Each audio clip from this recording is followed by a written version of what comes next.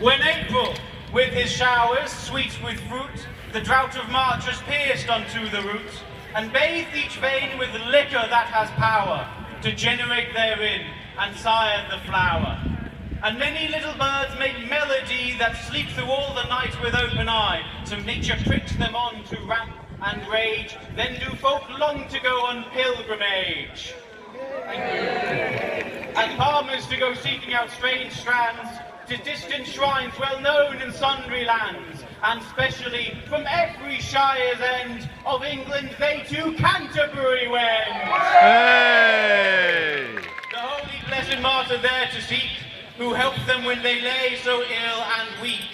Befell that, in the season on a day, in Southwark, at the tavern as I lay, ready to start upon my pilgrimage to Canterbury. Hey! Devout homage. There came at nightfall to that hostelry some 29 in a company of sundry persons who had chanced to fall in fellowship, and pilgrims were they all. A knight there was, he a worthy man, who from the moment when he first began to ride about the world loved chivalry, truth, honour, freedom, and all courtesy. Once, as old histories tell us, there was a duke called Theseus. Of Athens was he lord and governor, and in his time such a conqueror. Under the sun there was no man greater. Many a powerful country had he won. Now in a tower, both all woe begone, this Palamon and his fellow Arcite. 2 captives, no gold would ransom them. Years passed, day by day, until, what joy, a glorious morn of May, came Emelye. Far fairer is to be seen, that is the lily on its stalk of green, with rose petals vies her hue. I don't know which is fairer of the two. What is this beauty I see before my eyes? What? Utter goddess races off with her prison! Hey, I love her first. Well, I loved her second! That's not a thing. You're not a thing! It doesn't even make any sense. Well, since neither of us are getting out of here, why don't we just share the window and admire her together? Agreed! And may no woman, no matter how beautiful, ever come between four brothers such as us. Great and long was the strife between the two, if I had leisure to tell it you, but I don't. It so fell out, a worthy duke called Perseus, a friend of this Duke Theseus, had paid a visit to his old Schneider. Duke Perseus loved Arcite well, had known him back in Thebes. At last, without ransom, Duke Theseus persuaded, let him out of prison, free to go wherever he wishes. But if Arcite were ever found in any country of this Theseus, I'll be bound. By the sword, he'll lose his head. Oh, alas, the day that I was born! Now my prison is worse than before. Now am I destined eternally to dwell, not in purgatory, but in hell! Yes, I'm so much happier to be stuck in prison. These 7 years Palamon sat, wasted by suffering, for woe and for distress. It happened in the 7th year, on May the 3rd, as old say. Soon after midnight, Palamon, with the help of a friend, broke out of prison, while Arcite clad himself as a poor labourer, and to Athens took the shortcut. Oh, who are you? I am Arcite, noble and strong, and I have risked my very life to come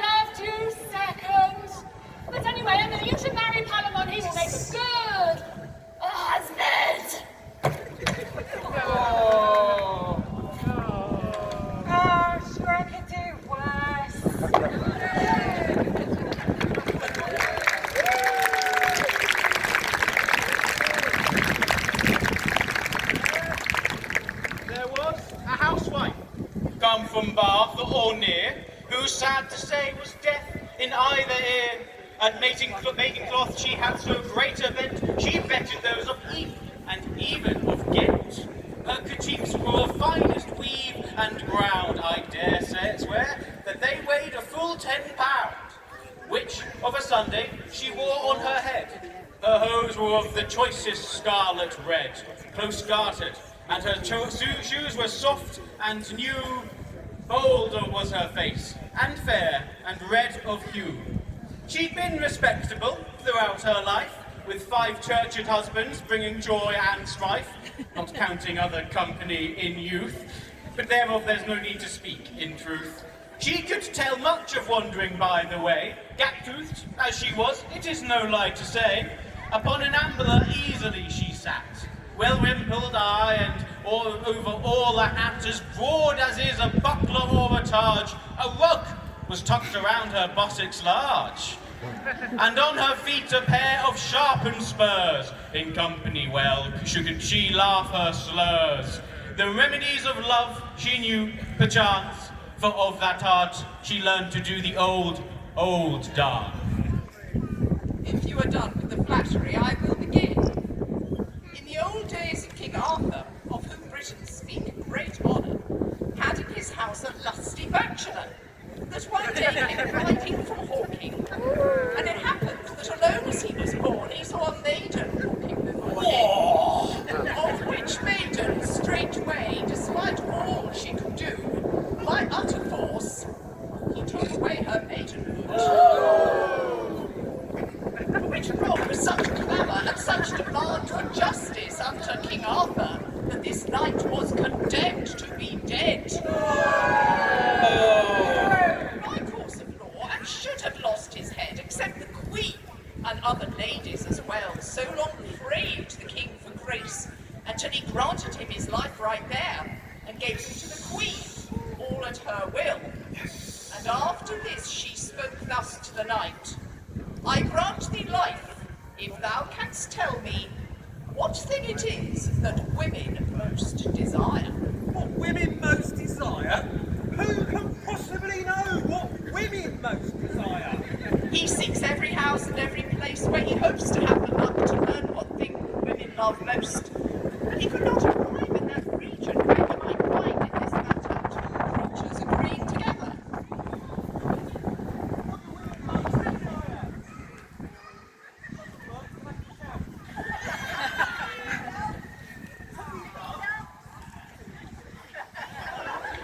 Here, you lot, what's your name?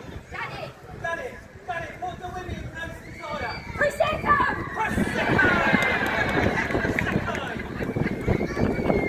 What women most desire? Mystery. I can tell you that if you pled on your sword to give me what I ask. Oh, hideous old hag! If you can just solve this riddle, I will give you everything I have.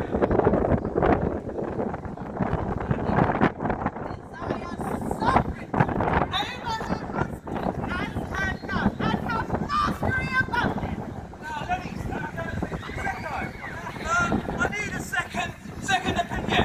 What do you lot think? Is it true or false? True, false, shout! I think they said rebellions. Hideous old hag, you have saved my life. I shall give you anything you desire.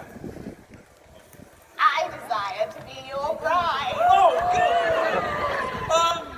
Look, hold on. I'll give you loads of gold. I'd rather be your bride. Oh, well, look, have my horse. It's a really, really good horse. My Maze and everything. tastes tend toward a different line. Oh.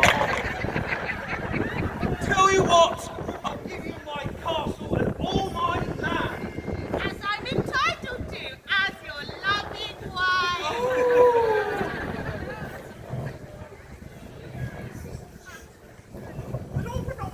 The end was this, that he was so constrained, he needs must go and wed and take his ancient wife and go to bed. Oh, husband, why are you so distressed? I have saved your life, and yet you act like a man who has been led to his death. Well, can you blame me? I've got such a hideous old hag of a wife. But think of this, as old and hideous as I am, that no other man shall want me, as I shall be true and virtuous as an angel. Yes. Oh, you have the beautiful wife in all the land. Oh, I want that. And you get steady on.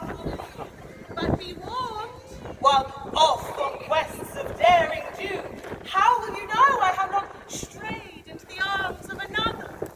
Oh, I hadn't thought of that. The choice is yours, dear husband. Will you have a wife? True, or beautiful, and desire by I love my bride so dear. I put myself in thy wise governance. Choose which be most pleasure and most honour to you. Ah? And to me. Then I have sovereignty over you! Oh! And as I may do as I please, I shall be both true and beautiful. So long as you promise that I will have my way in all things. All right then. And thus they live unto their lives' end in perfect joy. And Jesus Christ does send husbands meek, young, and vigorous in bed, and grace to outlive them whom we wed. And I also pray Jesus shorten their lives that will not be governed by their wives. And old and angry misers in spending, God send them soon the very pestilence. And that's our ending.